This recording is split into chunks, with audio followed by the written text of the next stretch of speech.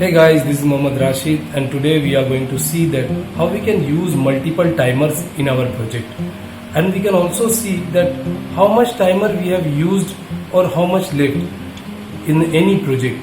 So it's an important topic, but before proceeding for the program, I want to request you that I have seen lots of data, people are seeing my video but not subscribing the channel.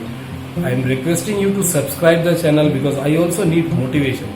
Okay, now let's start the program. Okay guys, now you can see that I have already created a one file. When we click on T4 timer, there is a one data file appear in our screen and with the address T4:0. So there is a two process to add the timer. The first one, we can add the timer directly by adding on the rung. Okay, if you take a one timer and if we will give that address T4:1, it means T4:0 already created in our logic. T4:1 I have add new, and when we'll compile the program, the T4:1 has stored in our data file. But what will happen if we will delete that rung? So let's check. If we will delete that rung, and when we will check again in our data file, the T4:1 haven't deleted.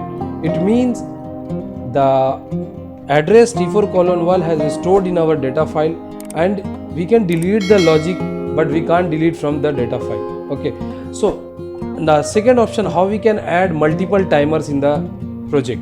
So in the last T4:, it was written over there T4:1, we have created T4:10.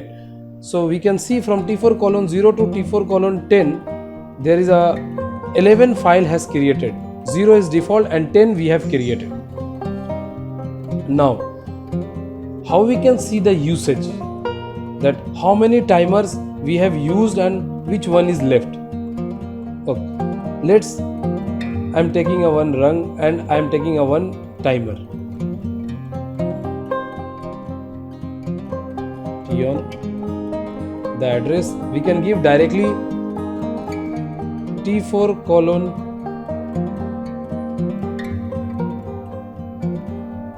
I am taking 9, so T4:9. So this is the address. Okay, we can give the preset value anything, 10. Okay, now we will compile the program and we can check in the timer T4:9.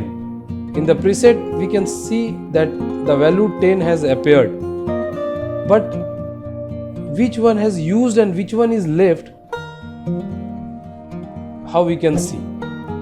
So T4:9 we can find that it has used, but there is no any time that we can see.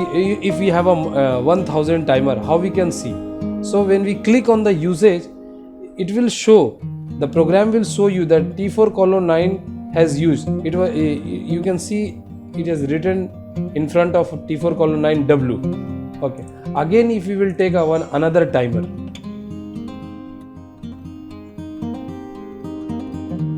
I'm just copying the timer and I will change the address T4:7. Okay, again we will compile and we can go on the timer and do the cross check.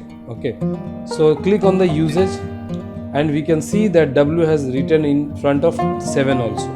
So if we have 1000 numbers of timers, we can see from usage that these timers are used and these timers are left.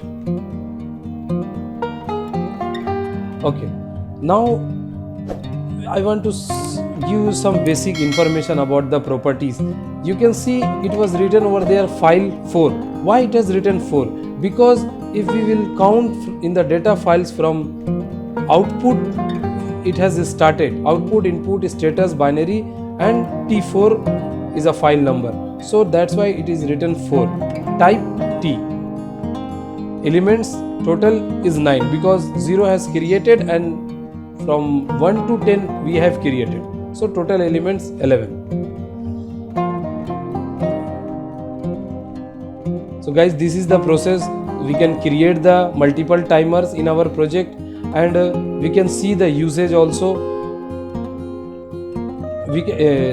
Why this is important? Because if you want to create any timer, counter or integer, you have to offline from the PLC, then you will create the timer or any data file, and then again you have to download the logic. Okay, so this is the important to know that how much we need in our timer in our project or counter in our project. I hope this video is informative for you. Please share and subscribe the channel for more videos. Thank you.